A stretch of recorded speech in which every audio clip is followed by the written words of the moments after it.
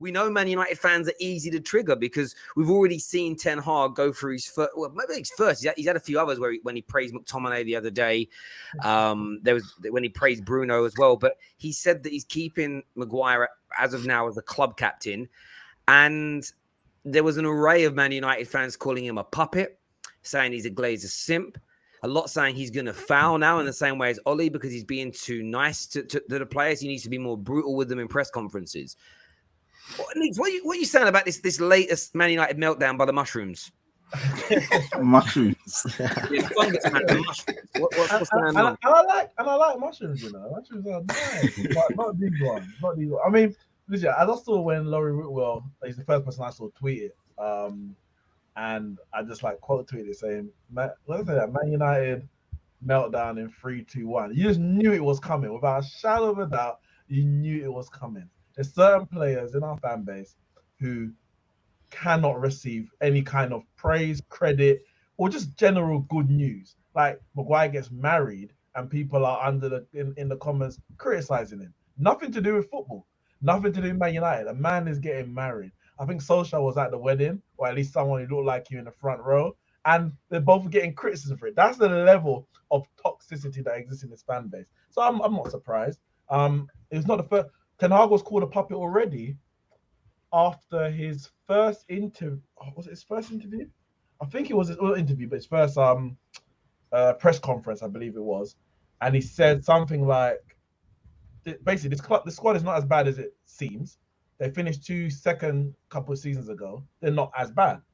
And he's a puppet because basically he's saying that he's doing what the Glazers want, and it means that we're not going to make many signings because his squad is good enough. And I'm just like, wait, are you expecting him to come in like Jose did, and you all criticize him for it as well, and basically trash the squad? The players are not good enough. They're mentally weak. I need new players. And then you don't even get the players that you really wanted. And now you're left with the players that you cussed out, and now you're thinking, what do I do now? So Ten Hag, let's say, given the players that maybe he doesn't even necessarily rate, some of them he doesn't know to rate or not rate, but because he's not throwing them all under the bus, people were already calling him a puppet. I would be not concerned, but I would question more if he already changed captains or decided on a captain. If he said Bruno's my captain, I'll be like, based on what? You don't know him. Ronaldo's my captain. Well, we're hearing reports that he wants to leave. Is that the right decision? And you don't know him.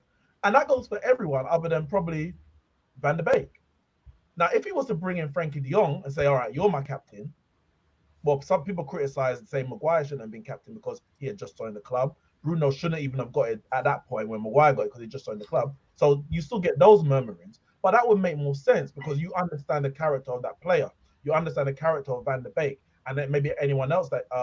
But what judgment can he make? Proper judgment on the players after 2 weeks of, or less than that for some of them, of preseason training. So keeping the consistency of just. This is what it is. This is what it is for now.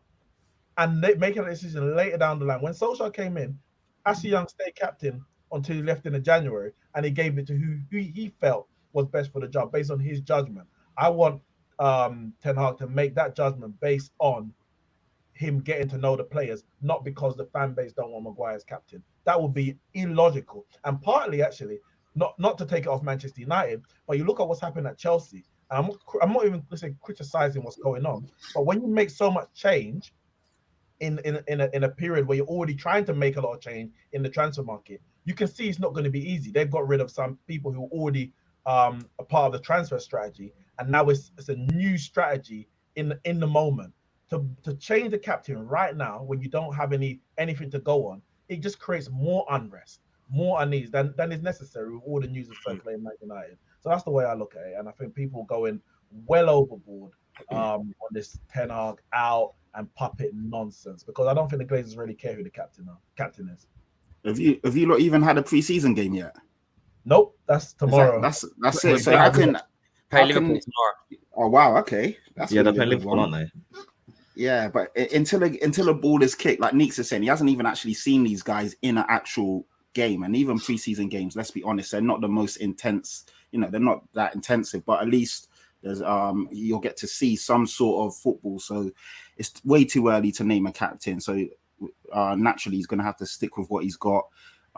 Neeks has said a good point about not wanting to basically upset the apple cart, keep the guys on side, and then let them earn the right to be captain and club captain and blah blah blah. So yeah, I agree with what Neeks was saying there. Really, I think alongside that, like, whilst all these United fans might hate Maguire and they don't want him to be captain or they don't want him into the team or whatever, at the end of the day, Ten Hag's a manager, and Maguire hasn't given him a reason to strip him of the captaincy.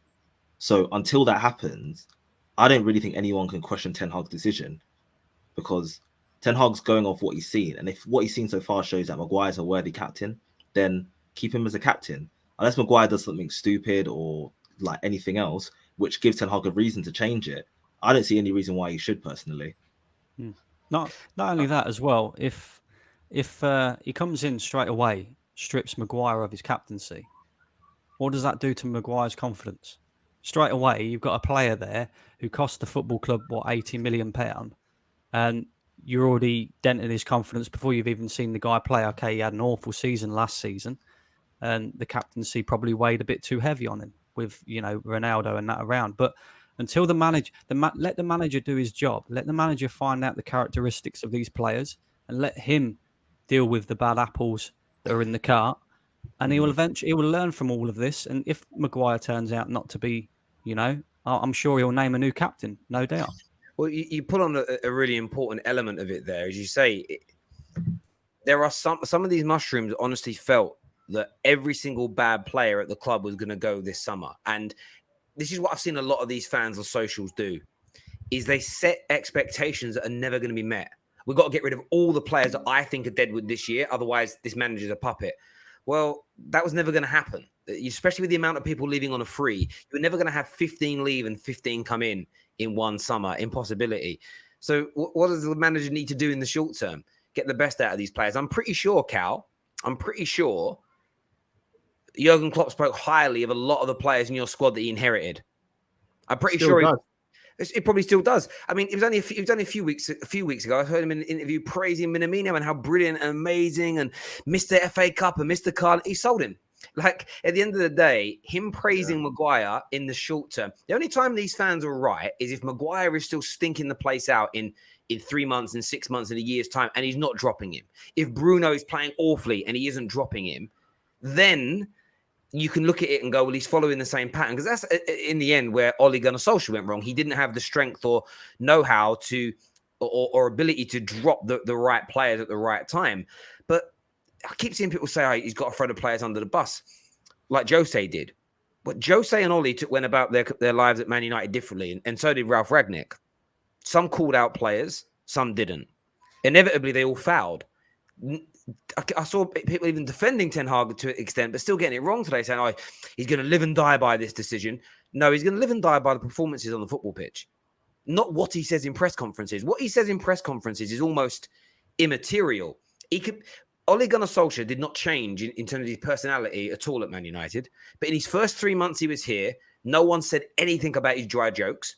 No one said anything about a lack of charisma. Nobody said anything about praising players or Rashi and Poggi and Lukaku, who I don't even know what names for him were. No one cared about that in that first 3 months because we were winning football matches.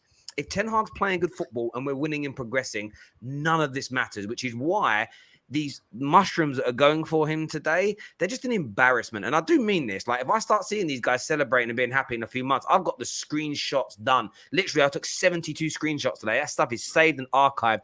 I'm coming for you because you're not going to bandwagon my football club. Do it to Arsenal. Do it to Chelsea, Liverpool. I don't care. I'm not a fan of that club.